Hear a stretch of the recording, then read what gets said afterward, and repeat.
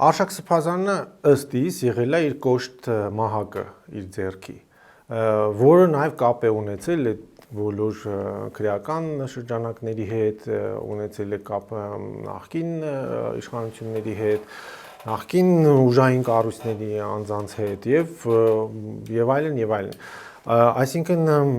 եթե իրանք ուզեցել են ճնշեն որևէ հոգեորականի, իրանք միանգամից դա արել են։ Ես հիշում եմ, որ ու դա արել են Արշակ Սրբազանի միջոցով, ճիշտ հասկացա։ Այո։ Ես հիշում եմ, որ 2005 թվին իմ կոնֆլիկտը, որ եղավ, օրինակ, դա ինձ հետ է պատահել 2005 թվին, մոտ 6 ամիս տևեց, մինչև ինձ կարգալույց հռչակեցին անհնազանդության համար ու չթողեցին, որ ես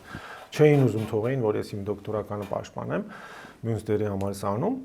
Այդ ժամանակ մի լավ քահանա կար Խորվիրապում, Տեր Մխիթար, որ շատ հարգված հոգեորական էր, որ ինքը իմացավ, որ ես պետք է գամ Հայաստան ու պետք է երես առ երես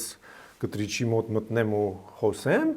ինքը շատ վախեցավ, զանգեց, ասեց ոչ մի ճամպրուկ չվերցնես հետդ, առանց ճամպրուկի դատարկ ձեռքերով կգաս, միայն անձնագիրը ձեռքդ։ Կոստյումիդ